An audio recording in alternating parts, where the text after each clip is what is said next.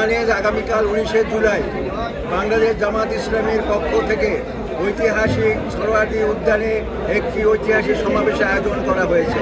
সারা দেশ থেকে স্বতঃস্ফূর্তভাবে নেতা এবং কর্মীরা সে সমাবেশে যোগদান করবে আমরা আশা করতেছি।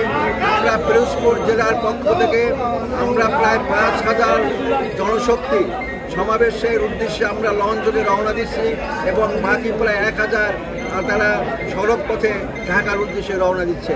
আমরা আশা করি ঐতিহাসিক সমাবেশ দেশ ও জাতির জন্য একটি মাইল ফলক হিসেবে চিহ্নিত হবে বলে মনে করি এবং কেন্দ্রীয় সংগঠনের পক্ষ থেকে যে 7 দফা দাবি জানানো হয়েছে অন্তর্বর্তীকালীন সরকারের কাছে, আমরা আশা করি যে 7 দফা দাবি মেনে নিয়ে এবং প্রয়োজনীয় সংস্কার করে যথাসময় নির্বাচনের ব্যবস্থা করবেন বলে আমরা আশা করি।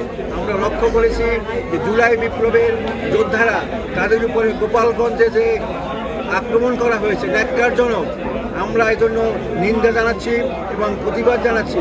সরকারের কাছে আমাদের দাবি হচ্ছে এই কাজে যারা লিপ্ত ছিল চিহ্নিত ঘাপটিমারা আওয়ামী লীগের সন্ত্রাসী বাহিনী তাদেরকে অনতি বিলম্বে খুঁজে বের করে গ্রেপ্তার করে আইনের আওতায় নিয়ে আসার জন্য আমরা আহ্বান জানাচ্ছি। আমরা দেশবাসীকে বলতে চাই এই সমস্ত ফ্যাসিস্ট যারা রয়েছে তাদেরকে আমরা কোনো প্রশ্রয় দেব না। বাংলাদেশের নতুন করে কোনো ফ্যাসিস্টদের কোনো উত্থান আমরা সহ্য করবো না, মেনে নেব না। আপনাদেরকে অশেষ ধন্যবাদ। আসসালামু আলাইকুম।